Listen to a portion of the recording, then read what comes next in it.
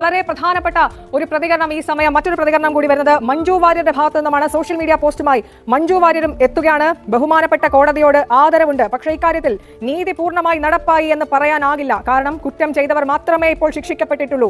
ഇത് ആസൂത്രണം ചെയ്തവർ അതാരായാലും അവർ പുറത്ത് പകൽ വെളിച്ചത്തിൽ ഉണ്ട് എന്നത് ഭയപ്പെടുത്തുന്ന ഒരു യാഥാർത്ഥ്യമാണ് എന്ന് പറയുന്നത് മഞ്ജു വാര്യരാണ്. അവർ കൂടി ശിക്ഷിക്കപ്പെട്ടാലേ അതിജീവിതയ്ക്കുള്ള നീതി പൂർണ്ണമാവുകയുള്ളൂ. പോലീസിലും നിയമ സംവിധാനത്തിലും ഞാൻ ഉൾപ്പെടെയുള്ള സമൂഹത്തിനുള്ള വിശ്വാസം ദൃഢമാകാൻ അതുകൂടി കണ്ടെത്തിയേ തീരൂ.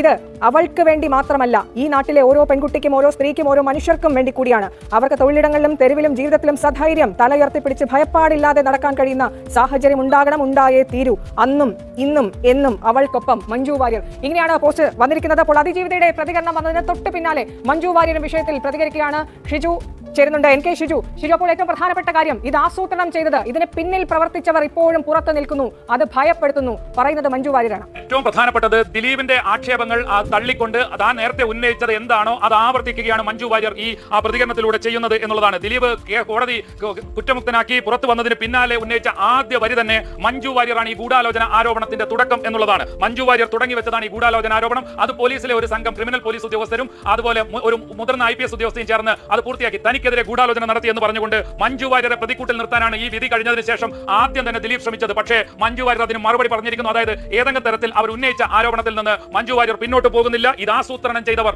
പുറത്തുണ്ട് എന്നുള്ളത് ഭയപ്പെടുത്തുന്ന യാഥാർത്ഥ്യമാണ്.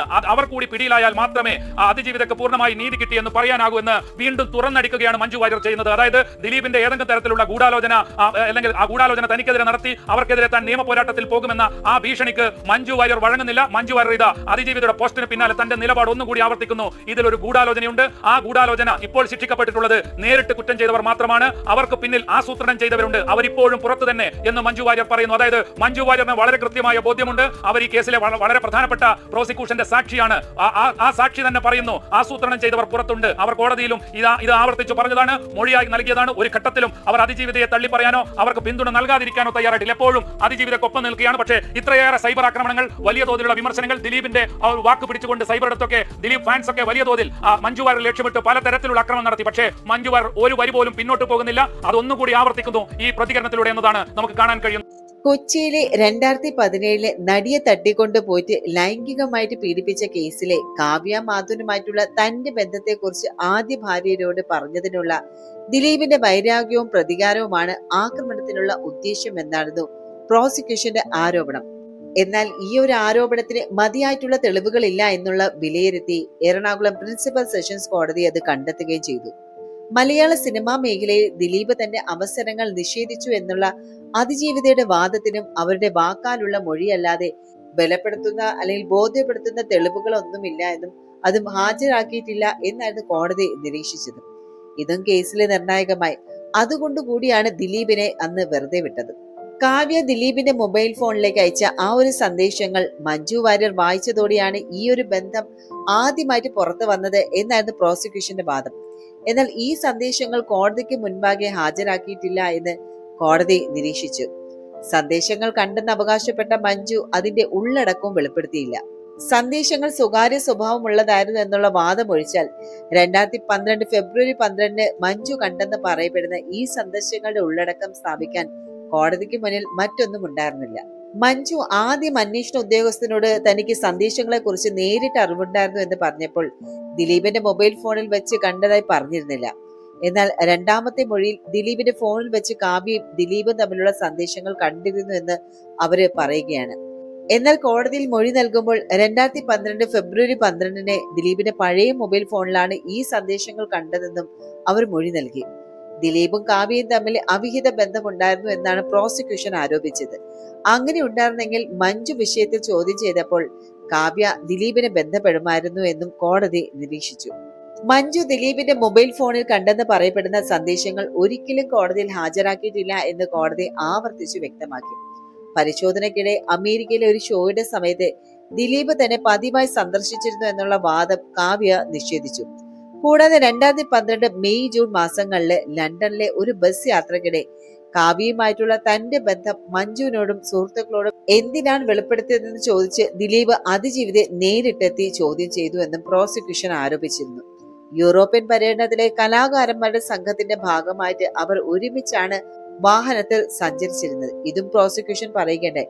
എന്നാൽ സംഘത്തിലെ മറ്റംഗങ്ങളുടെ സാന്നിധ്യത്തിൽ മറ്റൊരാൾ പോലും ശ്രദ്ധിക്കാതെ അത്തരമൊരു ചോദ്യം ചെയ്യൽ സാധ്യത വളരെ കുറവാണ് എന്ന് കോടതിയും കണ്ടെത്തി.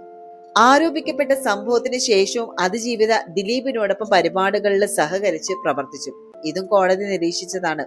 അതിജീവിതയും ദിലീപും അഭിനയിച്ച സിനിമകളിലെ ഗാനങ്ങൾ ഉൾപ്പെടുത്തി ഒരു പ്രത്യേക പരിപാടിയും നടന്നിരുന്നു. അത്തരമൊരു സാഹചര്യത്തിൽ അവർ തമ്മിൽ ആശയവിനിമയം നടക്കേണ്ടതായിരുന്നു എന്നും കോടതി പറഞ്ഞു. റിഹേഴ്സൽ ക്യാമ്പിൽ വെച്ച് തങ്ങൾ സംസാരത്തിൽ നിന്ന് ഒഴിഞ്ഞു നിന്നു എന്ന് അതിജീവിതയുടെ മൊഴി വിശ്വാസമല്ല എന്ന് കോടതിയും കണ്ടെത്തി. ദിലീപ് അതിജീവിതയുമായിട്ട് സൗഹൃദപരമായിട്ടുള്ള ബന്ധം പുലർത്തിയില്ല എന്ന് ജഡ്ജി നിലപാടെടുത്തു. അതേസമയം തന്നെ ദിലീപ് അതിജീവിതയുടെ പക വെച്ച് പുലർത്തിയിരുന്നു എന്നും അവരുടെ കരിയർ നശിപ്പിക്കാൻ ഉദ്ദേശിച്ചിരുന്നു എന്നും സ്ഥാപിക്കാൻ ആശ്രയിച്ച 2012 സംഭവങ്ങളെക്കുറിച്ചും കൊച്ചിയിലെ അബാദ് പ്ലാസ ഹോട്ടലിൽ വെച്ച് 2013 നടന്ന അമ്മ റിഹേഴ്സൽ ക്യാമ്പിനെ കുറിച്ചും തെളിവുകൾ ഹാജരാക്കുന്നതിൽ ഈ ഒരു പ്രോസിക്യൂഷൻ പരാജയപ്പെട്ടു എന്നും കോടതി വിലയിരുത്തി. അതുമാത്രവുമല്ല, നടി ആക്രമിക്കുന്ന ദൃശ്യം സൂക്ഷിക്കാൻ വേണ്ടിയിട്ട് നടൻ ദിലീപും കാവ്യയും ലോക്കർ എടുത്തെന്നുള്ള പ്രോസിക്യൂഷന്റെ ആരോപണവും ഇവിടെ തെളിയിക്കാനായില്ല. നടിയെ ആക്രമിച്ച് 2 മാസത്തിന് ശേഷം പനമ്പള്ളി നഗറിലെ ഫെഡറൽ ബാങ്കിന്റെ ബ്രാഞ്ചിലെ അക്കൗണ്ടും ലോക്കറും ദിലീപും കാവ്യ മാധവനും ചേർന്ന് എടുത്തു എന്നായിരുന്നു ഈ ഒരു പ്രോസിക്യൂഷന്റെ ആരോപണം. നടിയെ ആക്രമിക്കുന്ന ദൃശ്യം സൂക്ഷിക്കുന്നതിന് വേണ്ടിയാണ് ലോക്കർ എടുത്തത് എന്നായിരുന്നു ആരോപണം. ഇങ്ങനെ ഒരു ലോക്കറും അക്കൗണ്ടും ഉണ്ടെങ്കിലും ലോക്കറിൽ നിന്ന് 5 രൂപയല്ലാതെ മറ്റൊന്നും ലഭിച്ചിരുന്നില്ല എന്നും ഈ വിവരം മഹസറിൽ രേഖപ്പെടുത്തിയിട്ടില്ല എന്നും കോടതി നിരീക്ഷിച്ചു.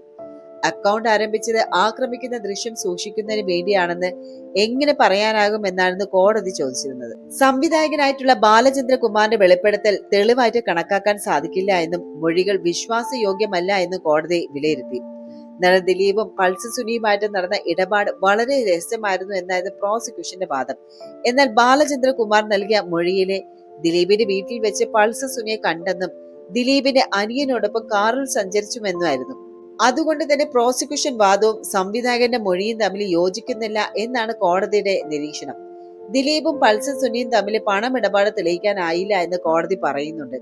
സുനിക്ക് നാദൃശ പണം നൽകിയതിനും തെളിവില്ല എന്നും ഈ ഒരു ഉത്തരവിലെ കോടതി വ്യക്തമാക്കി പറഞ്ഞു. അതേസമയം നടിയെ ആക്രമിച്ച ഈ ദൃശ്യങ്ങൾ അടങ്ങിയ മെമ്മറി കാർഡിന്റെ ഹാഷ് വാല്യൂ മാറിയ കാര്യം അറിയിക്കാൻ വൈകിയതിനെ കുറിച്ചും അന്വേഷണ ഉദ്യോഗസ്ഥരെ കോടതി രൂക്ഷമായിട്ട് തന്നെ വിമർശിച്ചു. നടിയെ ആക്രമിച്ച ഈ ഒരു കേസിൽ നടൻ ദിലീപിനെതിരെ പ്രോസിക്യൂഷൻ ഉയർത്തിയ ഏറ്റവും ശക്തമായിട്ടുള്ള ആരോപണമായിരുന്നു പൾസ് സുനിയുമായിട്ടുള്ള സാമ്പത്തിക ഇടപാട്. നടിയെ ആക്രമിക്കുന്നതിനുള്ള കൊട്ടേഷന്റെ ഭാഗമായിട്ട് 2015 പൾസ് സുനിക്ക് ദിലീപ് പണം നൽകി എന്നായിരുന്നു ഈ ഒരു പ്രോസിക്യൂഷന്റെ വാദം. സുനിക്ക് ദിലീപ് 1 ലക്ഷം രൂപ നൽകിയിരുന്നു എന്നും സുനിയുടെ അമ്മയുടെ അക്കൗണ്ടിലേക്ക് അതേ ദിവസം തന്നെ ആ പണം എത്തിയിട്ടുണ്ടെന്നും പ്രോസിക്യൂഷൻ വാദിച്ചു.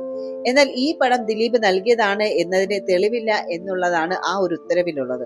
തൊടുപുഴയിൽ വെച്ച് നാദൃശ 30,000 രൂപ സുനിക്ക് നൽകിയതിനും അതിനും തെളിവില്ല എന്ന് കോടതി ചൂണ്ടിക്കാട്ടി. കേസിലെ പ്രധാന തെളിവായിട്ടുള്ള മെമ്മറി കാർഡിന്റെ ഹാഷ് വാല്യൂ മാറിയ ആ ഒരു വിവരം കൃത്യമായിട്ട് കോടതി അറിയിച്ചില്ല എന്നുള്ള ഉത്തരവില് അന്വേഷണ ഉദ്യോഗസ്ഥനും വിമർശനമുണ്ട്. 2020 ജനുവരിയിൽ തന്നെ ഹാഷ് വാല്യൂ മാറിയ വിവരം ഫോറൻസിക് ലാബിൽ തിരിച്ചറിഞ്ഞിരുന്നു. ഇക്കാര്യം ഫോറൻസിക് ലാബ് ജോയിന്റ് ഡയറക്ടർ ആയിരുന്ന ഡോക്ടർ സുനിൽ കൃത്യമായിട്ട് കോടതിയെ അറിയിച്ചില്ല. അന്ന് തന്നെ ഹാഷ് വാല്യൂ മാറ്റത്തെക്കുറിച്ച് അന്വേഷണ ഉദ്യോഗസ്ഥനായിട്ടുള്ള ബൈജു പൗലൂസിനും അറിവുണ്ടായിരുന്നു. എന്നാൽ 2022 മാത്രമാണ് താൻ ഇതറിഞ്ഞതെന്ന് വരുത്തി തീർക്കാൻ അന്വേഷണ ഉദ്യോഗസ്ഥൻ ശ്രമിച്ചു. ബാലചന്ദ്രകുമാറിന്റെ ഈ ഒരു വെളിപ്പെടുത്തലിന് ശേഷം കേസ് വീണ്ടും സജീവമാക്കാൻ പോലീസ് നടത്തിയ ഒരു നാടകമായിരുന്നു ഇതെന്നും ഉത്തരവിലെ പരോക്ഷ വിമർശനം. ഹാഷ് വാല്യൂവിലുണ്ടായിരുന്ന മാറ്റം അതിലെ ദൃശ്യങ്ങളിൽ കൃത്രിമം നടന്നു എന്നതിന്റെ ഒരു സൂചനയല്ല. ദൃശ്യങ്ങൾ സുരക്ഷിതമാണെന്നും കോടതി വ്യക്തമാക്കുകയും ചെയ്തു. നിർണായകമായിട്ടുള്ള ഈ തെളിവ് പരിഗണിച്ചാണ് കുറ്റകൃത്യത്തിൽ നേരിട്ട് പങ്കെടുത്ത 6 പ്രതികൾക്ക് കോടതി ശിക്ഷ വിധിച്ചത്.